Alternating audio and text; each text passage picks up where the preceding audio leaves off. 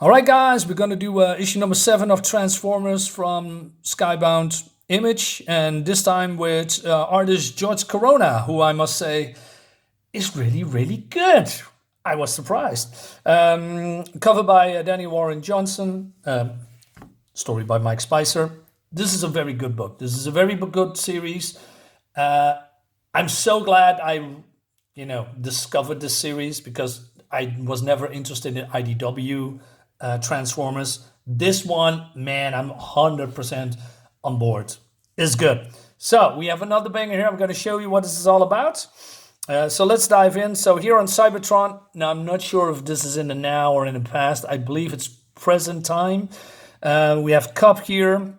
We this female robots. Although they have no genders. She says, "Hey, we need to go to the fortress because there is where the mission is, right? But they are being surrounded and they cannot go anywhere. But this is the only way." And so Warpath is going to lead the way, and then we have Hover here for cover, right? And I believe her name is, where does it says? Yuda, I guess. Did I read that correctly? Yeah. Anyway, so all right, so they're going to through enemy territory. They are being shot at, and Hoffer is raising a shield, but he's then being overwhelmed because of look at this. Looks so cool, man. When he's although this should be some kind of a heroic moment, it's not. But he's been ripped apart. Also, Warpath is getting it, and even Cup is damaged. He says, "Go save him for all of us," and then his head has been blown half away, and he's dead too. I thought, oh man. So what's her name again? Sorry, Yuda. So she breaks in, and then she sees, well, I don't know who it is, but this is a big robot, so I assume Ultra Magnus. I could be wrong. I mean that's the only other hero robot that I remember, from those cartoons back in the day. Look at that. He's completely dismantled. The artist is doing a fantastic job with all of the details and the backgrounds, and especially with the robots. And we see way more of that in this book. So then we go to the Pacific Ocean, where this captain gets the order from the admiral to come back and blow up some robots. Meanwhile, Soundwave is getting challenged. I mean, was not getting challenged, but he's been called out by Starscream, and he says that this mission is a complete failure and that the Decepticons are built to conquer and to enslave, not to be held back by weak robots and humans, right? And so this other guy says, "Well, I know how to make it right." And he says, "Megatron." He says, "Shut up, Belt. Nobody wants to hear from the pipsqueak." But then Soundwave, "Hey, that's where you are wrong. All of us have sacrificed for our goal. The extermination of the Autobots is necessary. And after trying your hand at the leadership, you have failed miserably." He says, "It's time to step down." And he says, "Well, wait a minute. It's all lies, He's just, he's a sniveling coward. And he walks a little bit back. So Starscream, he challenged you. This is our way. This guy says, who is this, by the way? Forgive me if I do not all know of the names, because I've been so out of this. Since I didn't read comics between the 80s and now, I'm totally out of the loop. So he's been blasted in the face. Again, looks cool. I like the shading and the effects and the light effects. It's just really well done. And then Starscream is getting a beating. And he says, "Soundwave, what about our co-leadership? The time for talk is done." He rips off his wings. He falls back. And he says, "Do you yield, Starscream?" And he throws some rocks at him. He says, "Die, die." But then he's getting, well, not really punched in the face, but been thrown on the fucking floor on the ground. And I like this angle here. He rips off his cannons and he's beating, beating, beating him senseless. I didn't know that Soundwave is that strong, you know, because he was more like a obedient side character, as far as I remember. I could be totally wrong, but Soundwave. Starscream's trying to defend himself, gets a headbutt, and then maybe you don't see it here, but in his eye, he ejects. What's his name? Skylark? Probably not. It's Laserbeak. Sorry. And rips out his eye. It looks so cool. He says, I am willing to forgive this betrayal. You can still choose the right path for our species. Soundwave comes in. You kicked my ravage, he says. So he's a little bit vengeful. And then, oh man, look at this. He punches, rips basically through Starscream and, I don't know, rips out his heart, his motor. I don't know, his working mechanic. Look at that, there's all these cables and debris and it looks so good. He says the only path left is extermination. And he's been kicked down, I don't know, into the lava. He's probably alive, right? But still. Goodbye, Starscream. So Soundwave says, these pieces will help heal Ravage. I will not just heal my own, we will rebuild together. We will conquer together. We will destroy together. Are you with me, brothers? So the Decepticons has a new leader, and I like that a lot. It's different. It's cool, right? Meanwhile, we have Carly here, who is, I don't know really what her role is, but, maybe she has some significance in this book, but she is Spike's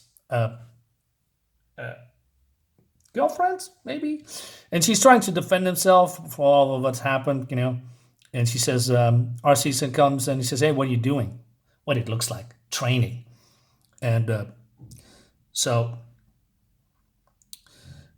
she tries to do it, but she is a really good shot, and the weapon, of course, is too overpowered. Optimus says, I'm the best shot he's ever seen. I wish I wasn't so good at it. It's just, what, you should be stoked. It'll help when it comes to killing Decepticons, killing Starscream. I can see the fire in your eyes. Be careful it doesn't consume you. And it's just, what do you know about me? What was it? RB? RC? Whatever. And then she has a flashback of her mentor, because he was once upon a time a very angry robot, right? Because of the war in Cybertron, and her mentor was Ultra Magnus. So I believe it was Ultra Magnus, that has been lying here, right? I'm guessing. He looks like it. Oh, it looks so good. And basically he just dies because she couldn't, she had a lot of hate in her and she couldn't, overcome that. She took a path and it costs Ultra Magnus's life, I guess. She says, a path that takes more than it heals, Carly, if it heals at all. Talking about the hate. Yeah, cool story, bro. She ignores that. Meanwhile, we have, how do you say, Cuff here talking to Jazz. Talking to Jazz because he feels guilty that he just didn't take out Starscream. And, check out my other review if you know what's going on. And he says it's all right, Cuff. Cliff Jumper. Yeah, not Cuff, Cliff Jumper. There's no shame in not pulling a trigger even in war. Then why do I feel this way? If it makes any better, Optimus having the same problem. Spike, please talk to me, says Optimus. I know it's not your fault. I just need time. So his father sacrificed himself so that Optimus can live. And so Optimus now driving home with Ratchet.